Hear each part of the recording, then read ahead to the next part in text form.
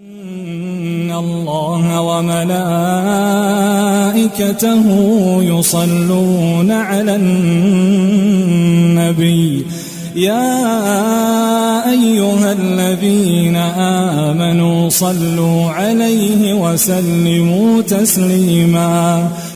سلام الله عليكم ورحمته وبركاته. معكم مي عبد الكريم، مذيعة قناة اليوم السابع الرياضي. مرحبا بكم في قناة اليوم السابع الرياضي، مع الإثارة، مع المتعة، مع الكورة نبتدي الحكاية.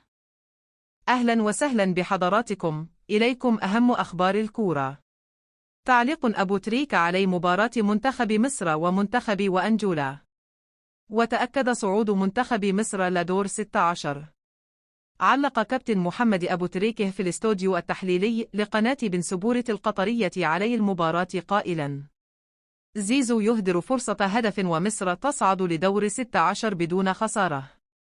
ملخص مباراة مصر أمام أنجولا. مباراة مصر وأنجولا. مباراة مصر وأنجولا. لقد انتهت مباراة منتخب مصر أمام أنجولا منذ قليل ضمن منافسات كأس إفريقيا 2025 بتعادل مثير وسط أحداث درامية على أرض الملعب. اللقاء شهد هجمات متبادلة وفرص ضائعة، أبرزها إهدار زيزو لفرصة هدف مؤكد كان من الممكن أن يمنح الفراعنة التقدم المبكر. بدأ اللقاء بقوة من جانب منتخب مصر بقيادة حسام حسن، حيث حاول الفريق فرض أسلوبه الهجومي والسيطرة على وسط الملعب، مستفيدا من خبرة اللاعبين الأساسيين. ومع ذلك نجح منتخب أنجولا في تنظيم دفاعه وإغلاق المساحات، مما صعب على المنتخب المصري تسجيل هدف. وفي الدقيقة الأكثر إثارة سنحت لزيزو فرصة هدف مؤكد بعد تمريرة متقنة داخل منطقة الجزاء، لكنه سدد الكرة بجوار القائم لتنتهي إحدى أهم محاولات المباراة دون تغيير في النتيجة.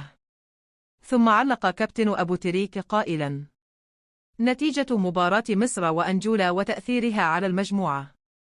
رغم التعادل، استطاع منتخب مصر الصعود رسميا إلى دور 16 بدون أي خسارة، مما يعكس قوة الفريق واستقراره تحت قيادة حسام حسن. التعادل حافظ على الصدارة ومنح الفريق راحة تكتيكية قبل مواجهة الدور القادم، حيث أصبح الفريق أكثر استعدادا للأدوار الإقصائية. المنتخب المصري أظهر الانضباط الدفاعي والقدرة على الاستحواذ في وسط الملعب. المنتخب الأنجولي قدم أداء متماسكا واعتمد على الهجمات المرتدة، وبهذا التعادل ضمن منتخبنا الوطني الصعود إلى دور 16.